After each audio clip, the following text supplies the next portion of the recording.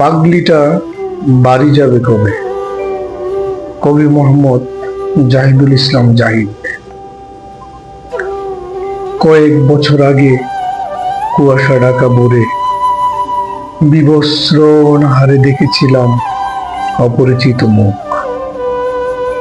শুয়ে আছে রাস্তার যাত্রী ছাউনির কোণে। লোকে তাকে পাগলি বলে। আমি বলেছিলাম, কিরে পাগলি, কি চাই? মাথা উঁচু করে বলেছিল আমারে, খেতে দিবি?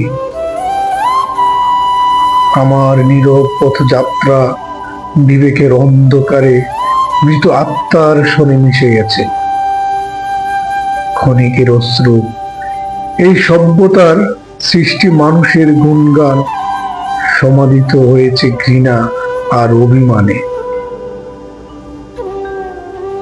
সেদিন তারে দিয়েছিলাম দুহাত ভরে।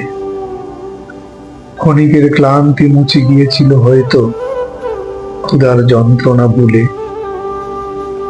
ভুলে গিয়েছে স্বজনার তীব্র জ্বালা, মানুষ হতে মানুষের অবহেলা। ফিরতি পথে আর পাইনি পাগলিটারে, হয়তো বাড়ি গিয়েছে চলে।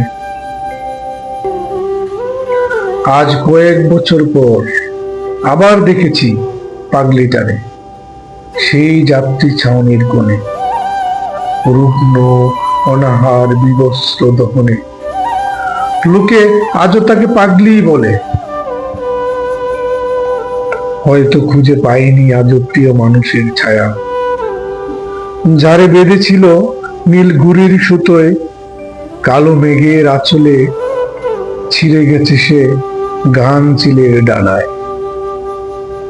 পৃথিবীর সভ্য মায়ায় অন্ধকার পথে পথ দেখাবে জোনাকির আলোয়। এই অশান্ত সমুদ্র স্রোত থেমে যাবে নীরবে, কোলাহল ডেকে যাবে শালিকের শব্দে। সেদিন হয়তো পাগলিটাও বাড়ি যাবে, তবু প্রশ্ন থেকে যায় নীরবে, পাগলিরা বাড়ি যাবে কবে?